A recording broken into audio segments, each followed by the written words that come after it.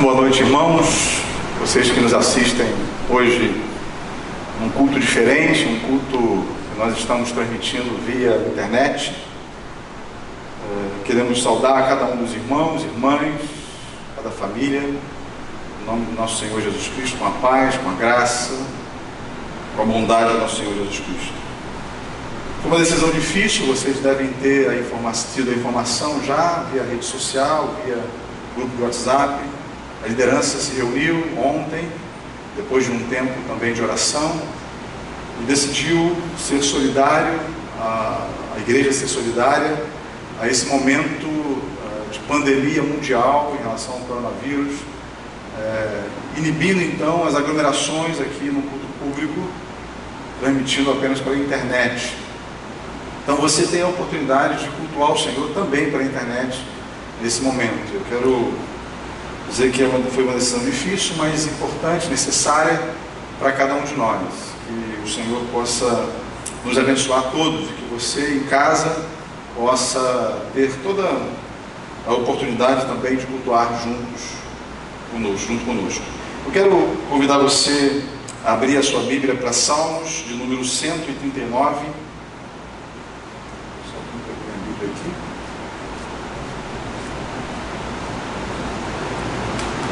Minha Bíblia estava ali em cima, por gentileza.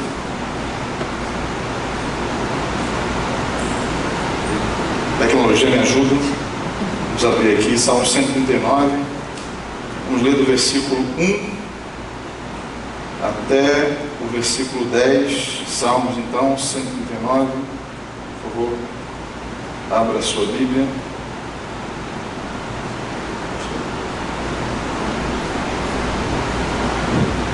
Obrigado.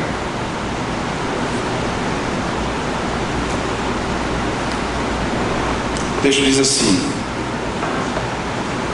Senhor, tu me sondas e me conheces, sabes quando me sento e quando me levanto, de longe percebes os meus pensamentos, sabes muito bem quando trabalho e quando descanso, todos os meus caminhos são bem conhecidos por ti, antes mesmo que a palavra me chegue à língua, tu já a conheces inteiramente, Senhor. Tu me cercas por trás e pela frente e pões a tua mão sobre mim. Tal conhecimento é maravilhoso demais, está além do meu alcance. É tão elevado que não o posso atingir. Para onde poderia eu escapar do teu Espírito? Para onde poderia fugir da tua presença? Se eu subir aos céus, lá estás. Se eu fizer a minha cama na sepultura, também lá estás.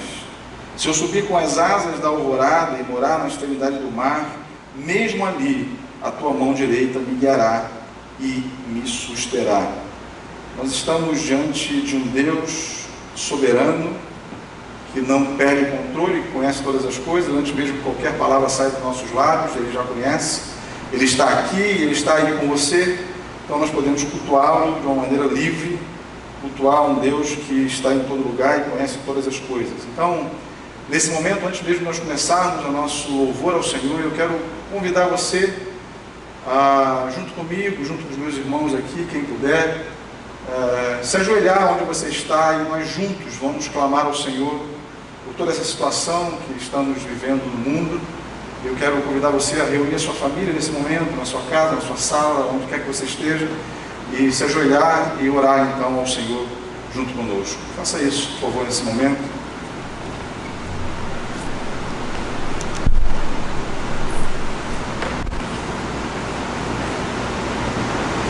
Pai querido, nós somos completamente dependentes do Senhor, não temos, ó Pai, condições de viver uma vida avulsa sem o Senhor.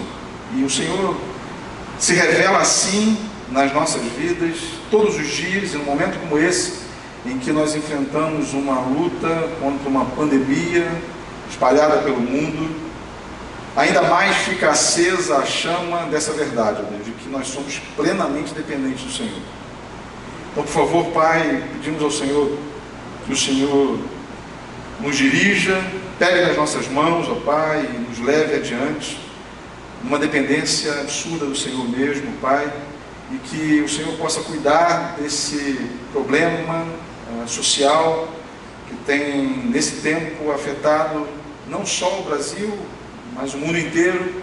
Eu quero pedir ao Senhor que o Senhor vá trabalhando nos nossos corações, trazendo a paz que transcende todo o entendimento, trazendo a paz também para aqueles que, em outros lugares do mundo, ó Pai, irmãos nossos ou não, já perderam entes queridos, Senhor. Quero pedir ao Senhor que o Senhor traga tranquilidade, consolo, conforto, Senhor.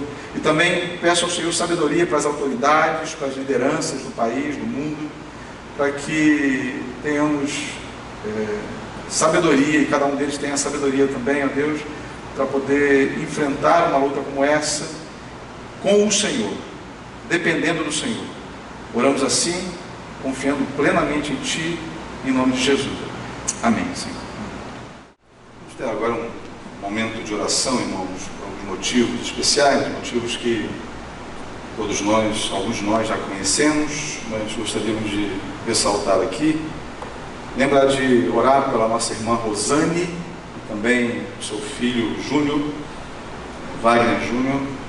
Eles vão viajar amanhã, estão indo viajar para ver, Rosane ver a sua filha lá nos Estados Unidos, vendo o bebê. Então, lembre de orar para essa viagem, um momento difícil como esse, questão de voos e tudo mais, e também para que ela possa ser, ela e o Júnior possam ser guardados nessa viagem também, chegar e voltar bem de lá também. Lembre de orar pelo Manuel Machado também. Manuel Machado, essa semana, nosso irmão perdeu a sua irmã, já estava acamada e ela faleceu, então ore por consolo do Manuel Machado. Ore também em favor da Andréia e da Ana Paula, ambas estavam internadas na Unimed. Andréia, esposa do pastor Júlio, e Ana Paula, esposa do pastor Leonardo Brito. Elas já estão em casa agora, oramos com gratidão por elas estarem em casa, estão se recuperando, então lembre de orar por elas. Ore também pela Denise. Denise é filha de nossa irmã Enir Mota. Ela está com uma diabetes aguda, ela já tem essa diabetes desde muito cedo, só que está num momento muito crítico agora, foi para a Unimed, teve que voltar para casa, mas ela carece até de hemodiálise, então, por favor, orem por ela. Orem por Denise, então, filho de nossa irmã Enir Mota. Orem também por o seu Haroldo Heimer. O seu Haroldo Heimer, ele é fundador do Seminário Bíblico Palavra da Vida, aliás, da Organização Palavra da Vida. Ele que está com 94 anos, teve uma queda em casa, quebrou a sua bacia, já idoso, entubado, momento difícil na família. Ore por sua esposa Débora também, que tem Alzheimer, e toda a família que lida com tudo isso. Seu Haroldo, alguém muito importante na vida dessa igreja, porque foi alguém que influenciou bastante cada um dos pastores dessa igreja também. Oramos também com alegria pelo aniversário do pastor Abner.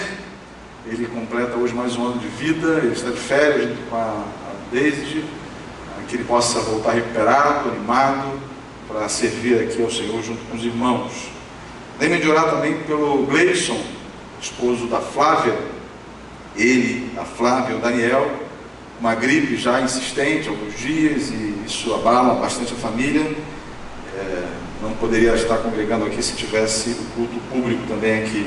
Então lembre de orar por eles, eles pedem oração também. Vamos fazer isso agora, por esses motivos, e obviamente orar, continuar orando por essa situação do coronavírus espalhado pelo mundo. Baixe sua cabeça, feche seus olhos, vamos orar ao Senhor. É bondoso o Senhor, que conhece todas as coisas, e cada um de nós sabe da nossa necessidade. O Senhor sabe exatamente daquilo que nós precisamos, ó Pai, para poder adorá-lo, servi-lo, ó Pai, com inteireza de coração. E o Senhor conhece também o nosso organismo, sabe tudo sobre o nosso corpo, porque foi o Senhor que nos formou. Pedimos ao Senhor que o Senhor esteja com essas irmãs que estão carecendo do Senhor, ó Deus, na sua plena recuperação. Lembrando da Andréia, da Ana Paula, da Denise também, filha da nossa irmã Enir Mota. Lembrando do seu Haroldo Heimer, ó Deus, a família do Gleison, Flávia, Daniel, cada um desses irmãos queridos, que o Senhor possa visitá-los, ó Pai, assisti-los e dar a eles recuperação plena na sua saúde, ó Pai. Lembramos também, Senhor, da Rosane, do Wagner Júnior, que o Senhor possa acompanhá-los nessa viagem, ó Deus, se for da vontade, plano do Senhor, eles são submissos a Ti.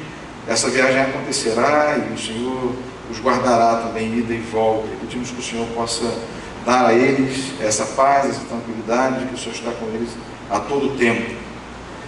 Agradeço ao Senhor, junto com a sua igreja, ó Pai, pelo aniversário do pastor Abner também, mais um ano de vida, sustentando a sua vida, ó Pai, ele que tem nos abençoado tanto aqui nessa congregação, que o Senhor possa abençoá-lo também ricamente e possa fazer multiplicar as bênçãos sobre a sua vida. Ó Pai, nós oramos por tudo isso, lembramos mais uma vez dessa situação do coronavírus, ó Pai, no mundo inteiro, e agora tão perto de nós também. Que o Senhor possa, ó Deus, trazer a tranquilidade, a paz, ó Deus, e tudo aquilo que nós precisamos fazer também, possamos ser sábios, ó Pai, com relação a essa questão. Não nos deixe ser imprudentes, não nos deixe ser, ó Pai, insensatos, simples demais no trato com tudo isso, mas que nós tenhamos sabedoria vinda do alto, discernimento dado pelo Senhor, para que nós possamos conduzir esse momento aqui debaixo da tua orientação mesmo. Que o Senhor nos assista e cuide de cada um de nós. Oramos assim, confiando no Senhor, em nome de Jesus, nosso Salvador. Amém. Irmãos, alguns avisos aqui importantes também. Algumas atividades da igreja, como foi dito já no início do culto, foram canceladas nos próximos 15 dias. Então todas as atividades da igreja, isso implica embaixador do rei amanhã, culto de oração na quarta-feira. O culto de oração nós encorajamos os irmãos na quarta-feira às 19 horas reunir-se em casa com a família, em oração também, fazendo um tempo devocional coletivo, cada um nas suas casas, orando também, como faríamos aqui na quarta-feira. Os programas todos que aconteceriam nas próximas semanas, né? Nesse próximo dia foi cancelado inclusive legado, curso de paternidade e educação financeira, que em breve os irmãos serão informados, de acordo com a situação, quando estará sendo reagendado cada um desses programas também. Agora, alguns deles permanecem agendados, a gente está na expectativa de que aconteça. Eu queria que os irmãos registrassem. O encontro de mulheres ainda está programado, é lá só para abril, então vamos aguardar um pouco mais para saber desenrolar todas as coisas, para saber se nós vamos caminhar. A princípio, continua a inscrição, você pode mandar uma mensagem para nós, a gente encaminha para quem quer que seja direcionado para fazer a sua inscrição ainda. Haverá também o CIMAB. CIMAB é um seminário falando sobre emoções. Isso é virtual, é um seminário virtual. Então você pode poder acessar cimab.com.br e você em breve poderá saber mais informações sobre esse seminário que já está pronto para acontecer daqui a pouco. E também está previsto no início do mês de abril o simpósio Foco Missional. Não sabemos ainda se vamos continuar, mas a decisão da liderança é de que nós interrompamos, e aí também a direção dos governos é que nós interrompamos aqui as atividades de aglomerações até os próximos 15 dias. O simpósio é depois um pouco disso, mas no final desses 15 dias nós vamos ainda nos reunir e saber de que maneira vamos conduzir, se vai ter ou não, mas a princípio está ainda agendado. Quero lembrar aos irmãos também que os nossos dízimos e ofertas poderão ser doados, poderão ser ofertados por intermédio da nossa conta bancária que está naquele informativo no Informacib. Então você poderá fazê-lo lá, porque os compromissos da igreja precisam continuar acontecendo, e eles continuam acontecendo. Então você tem uma oportunidade de honrar a Deus com seus bens, também com ofertas voluntárias por intermédio da conta da igreja. Que Deus os abençoe e possa cuidar desse momento também na vida da igreja. Ser cristão ou ser religioso?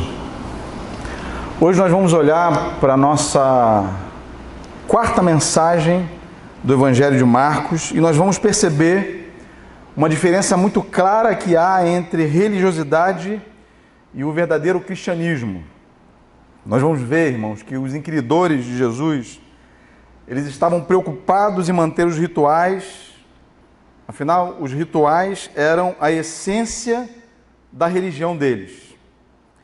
Mas Jesus, nesse trecho que nós vamos ler, ele insiste em confrontar esses inquiridores com uma outra questão, e a questão era: quem é Jesus? Nós estamos naquele trecho ainda do Evangelho de Marcos, onde o Senhor Jesus se revela como quem ele é. A presença de Jesus, ele muda tudo, inclusive aquelas regras que dominam a vida deles. Então, por favor, abram as suas Bíblias para o Evangelho de Marcos, no capítulo 2. Nós vamos ler a partir do verso 18 até o capítulo 3, versículo 6. O texto diz assim: os discípulos de João e os fariseus estavam jejuando. Algumas pessoas vieram a Jesus e lhe perguntaram: por que os discípulos de João e os dos fariseus jejuam, mas os teus não? Jesus respondeu: como podem os convidados do noivo jejuar enquanto este está com eles? Não podem enquanto o tem consigo. Mas virão dias quando o noivo lhes será tirado, e nesse tempo jejuarão. Ninguém põe remendo de pano novo em roupa velha, pois o remendo forçará a roupa, tornando pior o rasgo. E ninguém põe vinho novo em vasilha de couro velha. Se o fizer, o vinho rebentará a vasilha, e tanto o vinho quanto a vasilha se estragarão.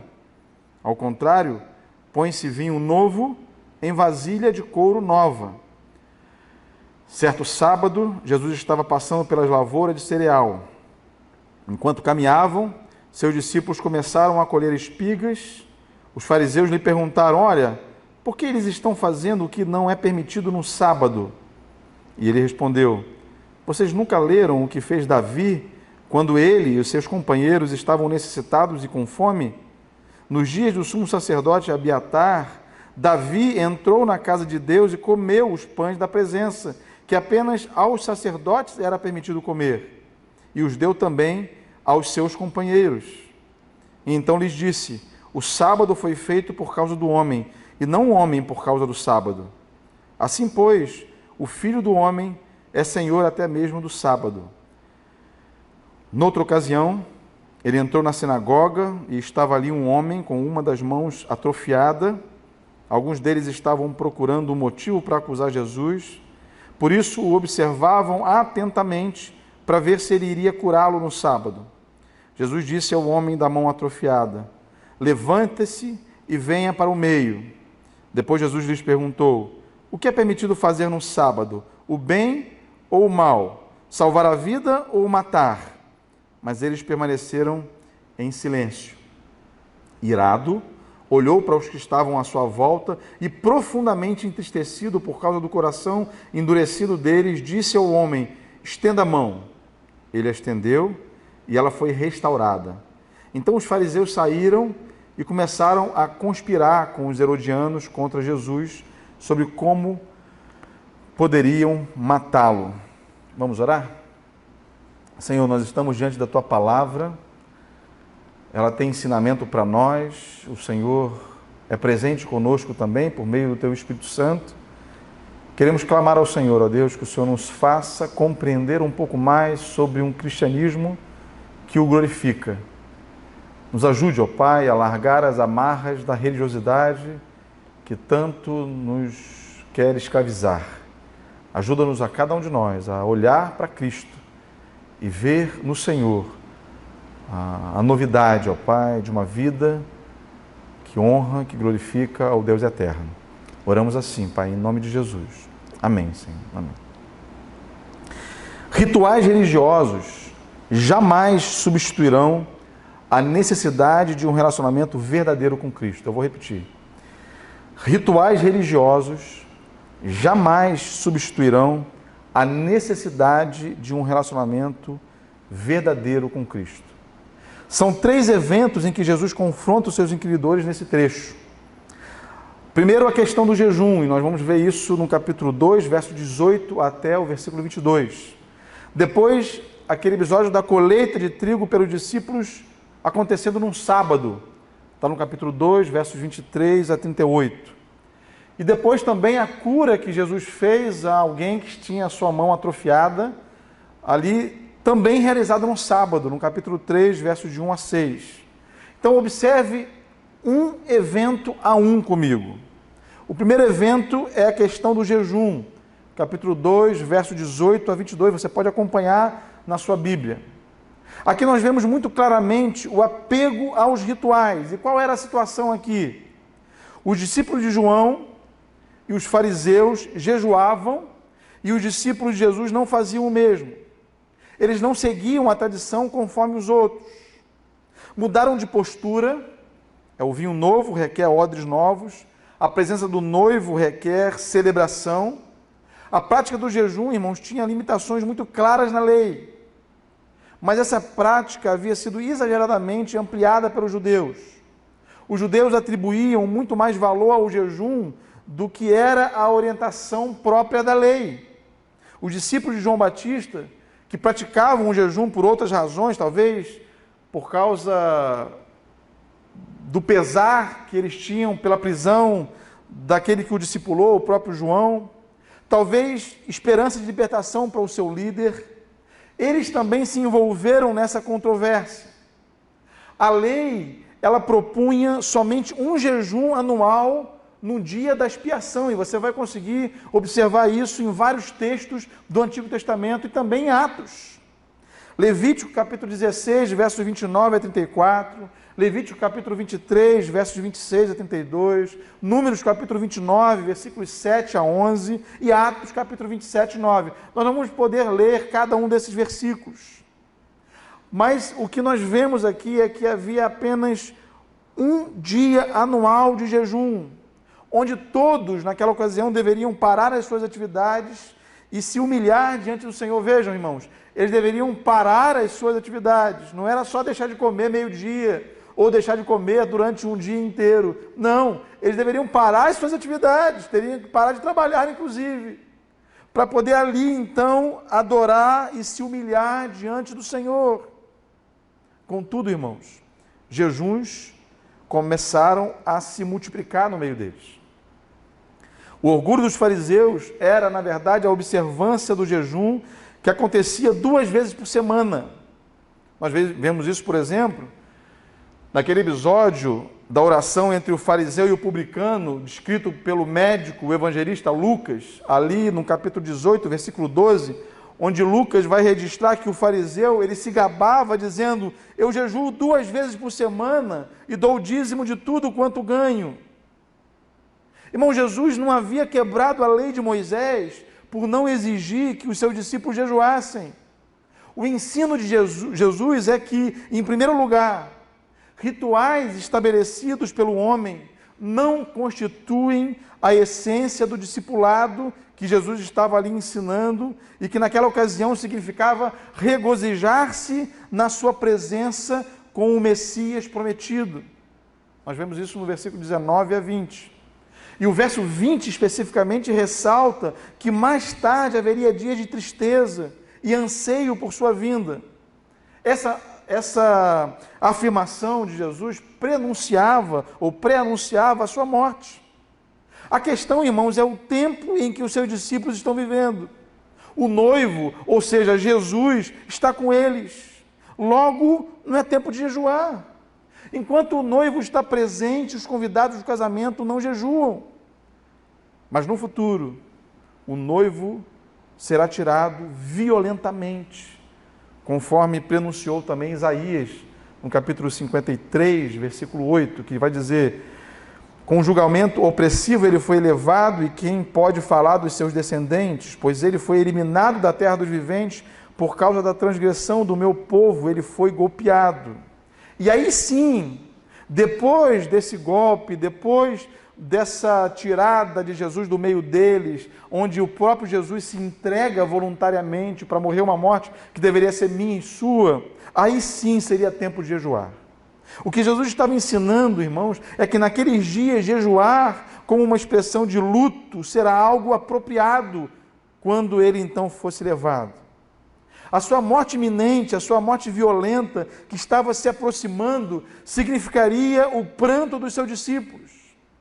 E em segundo lugar, ele indica a impossibilidade de se identificar e absorver a religiosidade tradicional dos judeus e ser, ao mesmo tempo, seu discípulo.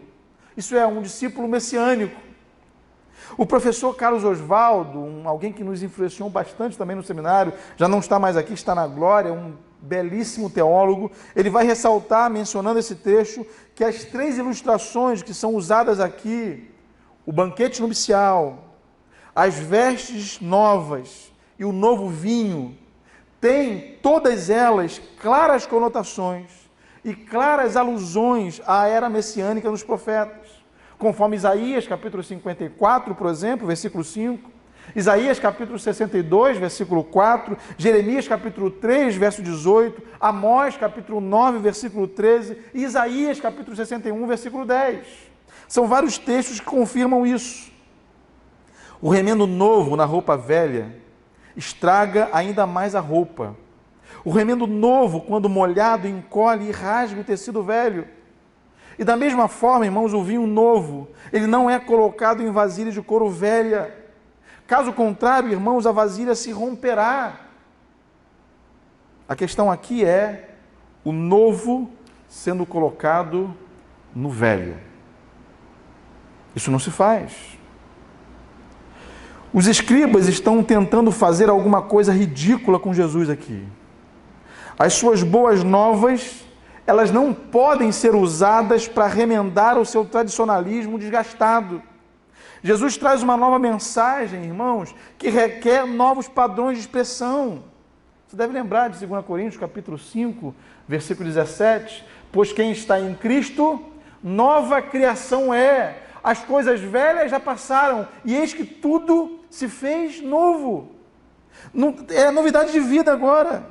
Isso não significa que Jesus rejeita, irmãos, tudo aquilo que é velho. Ao contrário, o seu ministério ele está ancorado na revelação do Antigo Testamento. O que ele rejeita, isso sim, é o seu mau uso e as distorções da tradição. Ele também dá um novo significado à velha aliança, sem retirar absolutamente nada dela.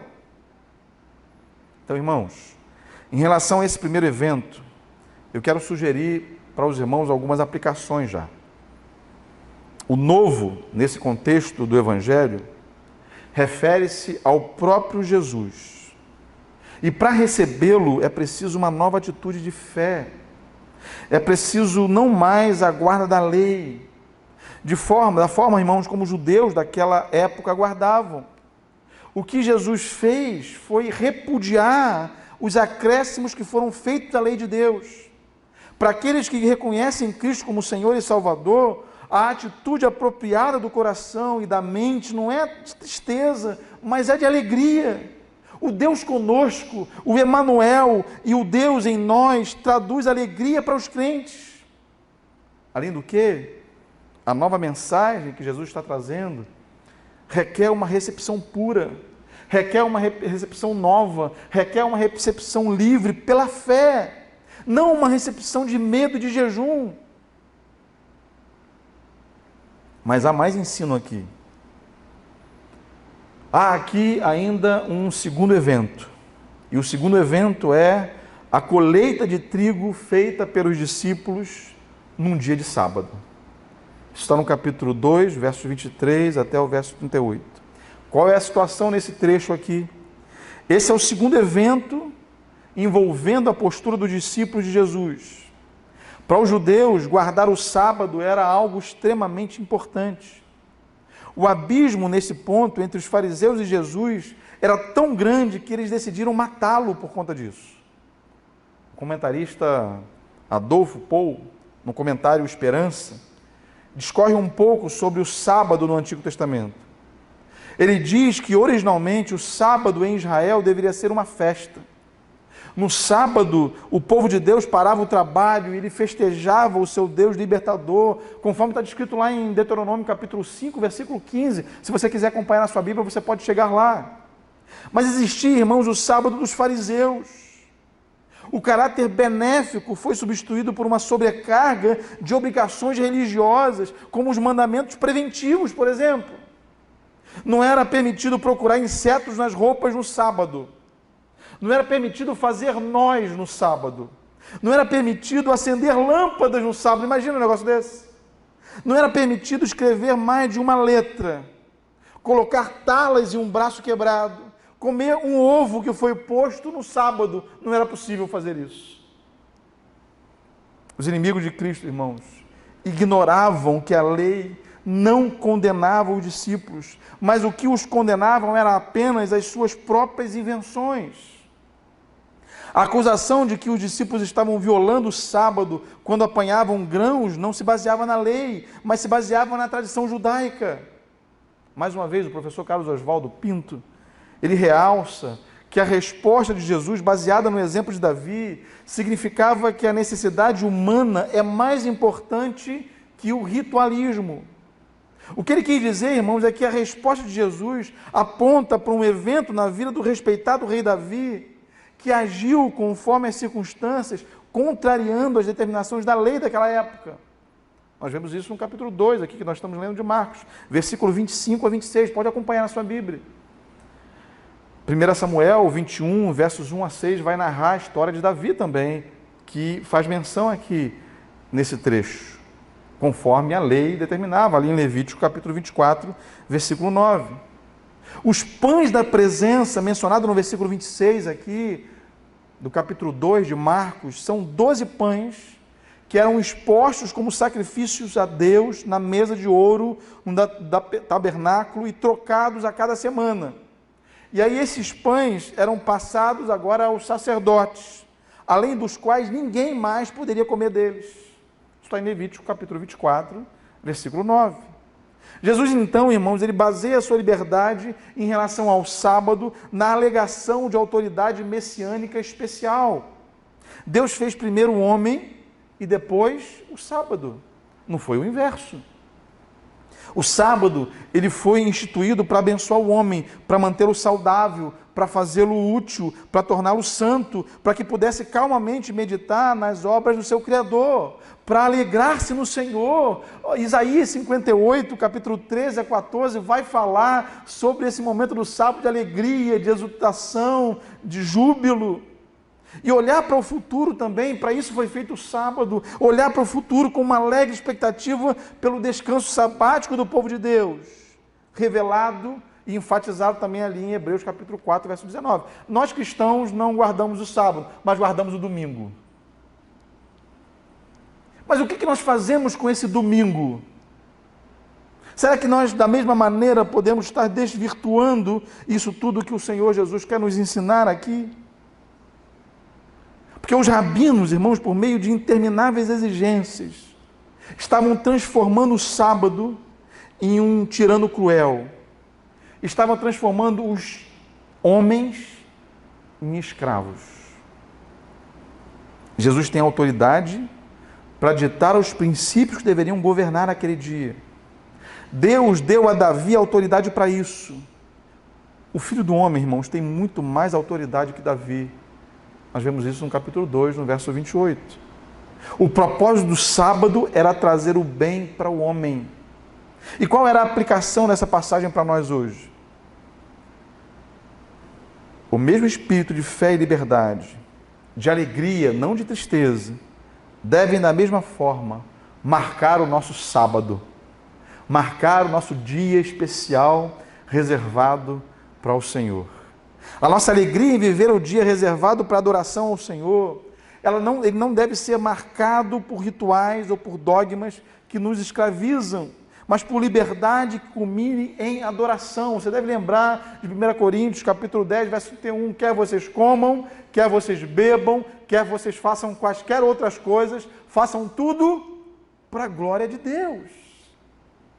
Aqui, irmãos, no lugar onde nos reunimos dominicalmente, reunidos num santo ajuntamento, mas também em tempos difíceis como esse que nós estamos vivendo, um tempo de coronavírus, onde por precaução e obediência, com muita responsabilidade, com muita alegria também, nós podemos nos reunir em nossas próprias casas, como vocês estão fazendo hoje, agora, nesse momento, Nós podemos nos reunir, estar junto com os nossos familiares, usufruindo das bênçãos e da alegria de ter saúde, de ter família, usufruindo dessas bênçãos todas e usufruindo inclusive de uma tecnologia a nosso favor.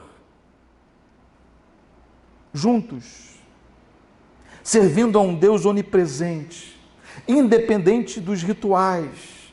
Isso também é cristianismo, meus irmãos, com responsabilidade, com zelo, com cuidado, que não se relaciona apenas com religiosidade.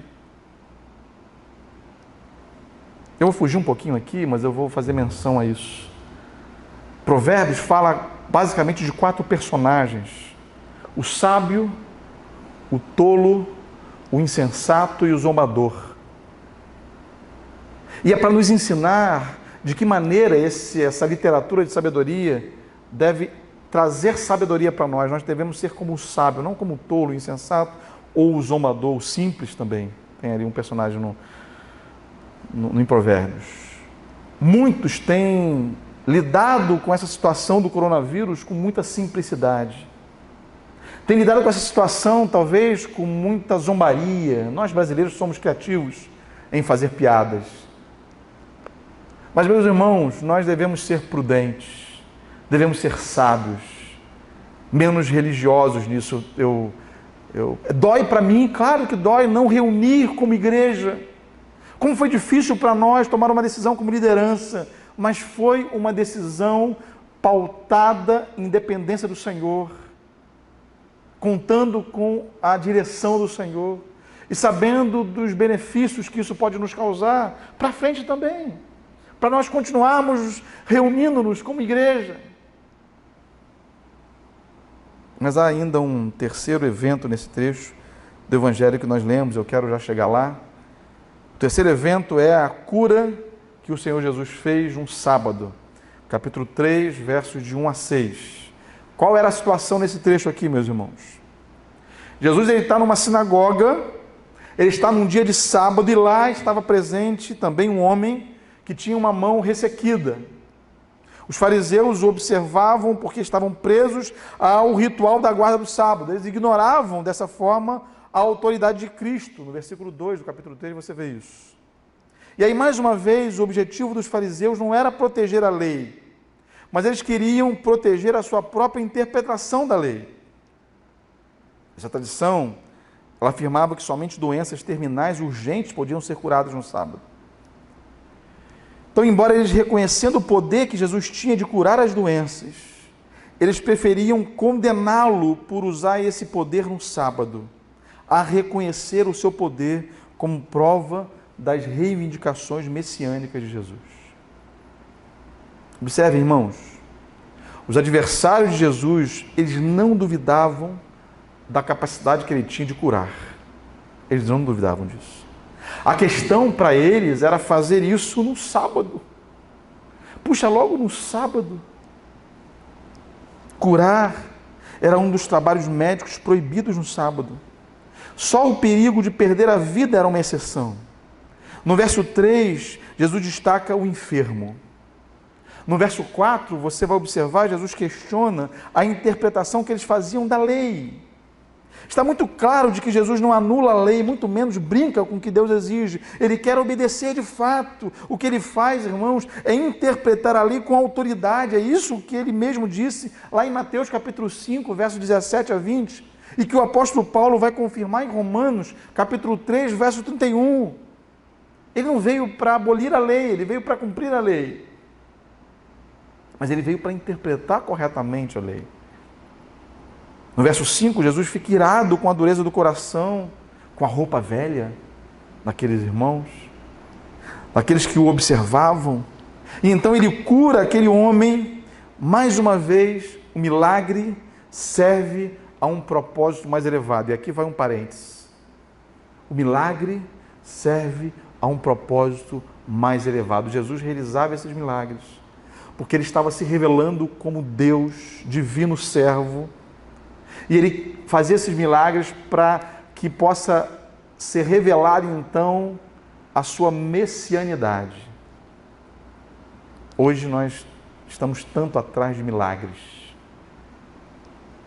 O Senhor realiza milagres hoje, claro, Ele é o mesmo ontem, hoje e sempre.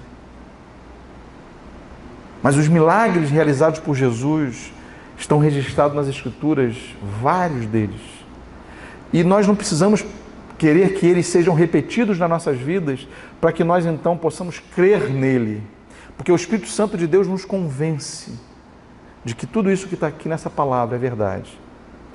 O milagre serve a um propósito mais elevado. No verso 6, a dureza do coração dos fariseus é demonstrada pela capacidade dos fariseus e herodianos se juntarem para planejarem a morte de Jesus. O verso 6, irmãos, indiscutivelmente está explicando para os cristãos de Roma o que foi que levou Jesus para o Calvário. A lei tem o propósito de revelar a incapacidade do homem em se salvar. Irmãos, a lei, ela apenas serve com o propósito de revelar a incapacidade do homem em se salvar, porque nós não conseguimos cumprir a lei da forma como ela é estabelecida para nós. Nós dependemos do Senhor, que dá a nós poder para vivermos e sermos quem nós jamais seríamos e o que nós jamais viveríamos não fosse essa graça do Senhor Jesus. A lei revela a injustiça da humanidade. Por isso, irmãos, é que a salvação no Antigo Testamento também era pela graça.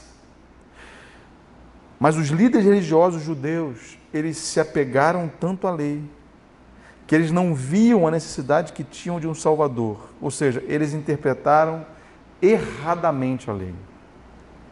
Talvez um perigo que nós corremos hoje em dia é também, irmãos, de nos apegarmos tanto ao que fazemos por causa de Cristo e nos esquecermos de que o que precisamos mesmo é do próprio Cristo vivendo a nossa vida, transformando a nossa ética, nos encorajando a dizer não para o pecado, fazendo-nos estender as nossas mãos para ajudar o próximo. Muito bem. E daí?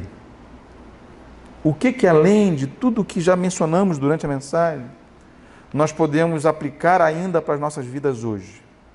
O famoso, o que eu faço com tudo isso que eu aprendi aqui? Irmãos, o texto nos mostra a realidade da apostasia mesmo dentro do povo de Deus. Os fariseus eram os descendentes de Moisés, vocês sabem disso. A religião revelada no Antigo Testamento era uma religião de graça. A religião que Deus deu a Moisés estava cheia de leis, é verdade, mas havia misericórdia para o pecador. O homem sempre foi salvo pela graça de Deus, nunca pela guarda da lei.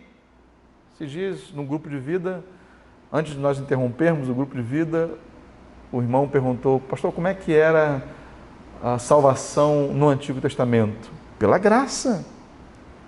Mas nós vimos aqui que os homens começaram a acrescentar leis, começaram a acrescentar costumes, novos modos de adorar a Deus, perderam de vista a graça que foi revelada e transformaram a santa religião que Deus nos revelou numa religião legalista, numa religião cheia de regras. E essa apostasia acontece quando a igreja, irmãos, durante os anos, começa a fazer também acréscimos à revelação de Deus para nossas vidas, que por fim acabam sufocando o Evangelho. Quer alguns exemplos disso? Cultos aos santos, por exemplo. Quer outros exemplos? Purgatório. Adoração a Maria, uma santa mulher de fato. Achar que a adoração a Deus só acontece quando nós estamos reunidos como igreja aqui e não entendendo que nós somos igreja onde quer que nós estejamos. Você é igreja na sua casa, meu irmão, nesse tempo em que nós não conseguimos nos reunir aqui também. Você é igreja segunda, terça e quarta-feira, lá no comércio, no seu trabalho. Você também é igreja lá. Ele não aceitou a interpretação que eles faziam das Escrituras. Esse também é o nosso alvo. Nem todo ato que se faz em nome de Deus está correto. Então, irmãos, muito cuidado com as programações gospel espalhadas por aí. Muito cuidado com os shows, com o dia disso, o dia daquilo. Até dia de descarrego eu já vi crente participar. Cuidado com essas coisas, meus irmãos. Outra coisa que nós aprendemos com tudo isso: examine-se a si mesmo. Faça uma autocrítica. Pergunte a si mesmo, faça algumas perguntas para você mesmo. O nosso cristianismo, os nossos rituais, os nossos costumes, eles estão de fato de acordo com a palavra de Deus? O cristianismo que nós praticamos nos aproxima dos pecadores ou nos afasta deles?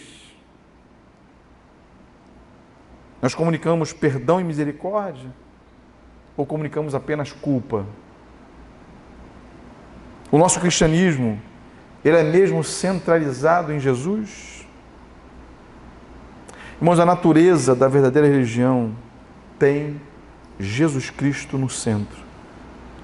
O Senhor Jesus sobrepõe a lei e se apresenta como cumprimento dela. E a nossa vida é voltada para Ele? E o nosso culto é voltado para o Senhor ou voltado para a plateia? O culto que você está realizando em sua casa hoje é um culto de fato para o Senhor? É um culto em que você reúne os seus filhos, reúne o seu cônjuge e presta um culto ao Senhor, ouvindo a sua palavra, cantando canções e lembrando da salvação que temos em Cristo Jesus?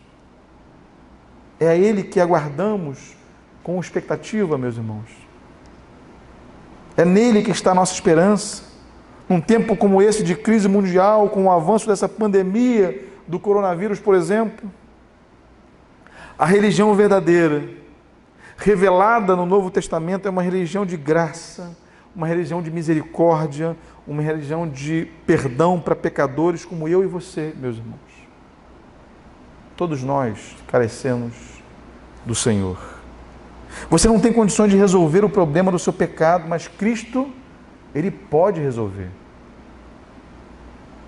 Irmão, Jesus deve ser recebido com uma postura nova nas nossas vidas. Agora, nós precisamos desfrutar dele. Não podemos tentar guardar a lei para ser salvo ou perdoado. Os líderes religiosos ficaram tão presos à lei que eles não reconheceram a chegada do vinho novo. A autoridade máxima na vida dos seus discípulos é Cristo e não a lei. Como já foi demonstrado por Marcos na mensagem anterior, o rei chegou na primeira mensagem, ele tem autoridade na segunda mensagem, Jesus inclusive tem autoridade para perdoar na terceira mensagem, e hoje nós vimos juntos que o que a lei não pode fazer, o vinho novo, Jesus, Ele próprio, o fez. Então, por favor, abaixe sua cabeça, feche seus olhos. Eu gostaria de orar com você, clamando ao Senhor para que Ele possa nos fazer refletir sobre tudo isso durante a semana, na segunda, na terça, na quarta-feira, em cada momento do nosso dia, durante a semana. Abaixe sua cabeça, feche seus olhos na sua casa mesmo, onde você está. Pai querido, nós reconhecemos, ó Deus, que o Senhor nos alcançou em Cristo Jesus. Reconhecemos, ó Pai, de que a nossa inclinação, ó Pai, é de adoração. E por vezes nós erramos o alvo e adoramos a nós mesmos. Adoramos a coisas, a fatos, a situações. Queremos adorar ao Senhor tão somente, ó Deus. O Senhor nos dá liberdade de enfrentarmos situações numa dependência de adoração ao Teu nome, ó Pai.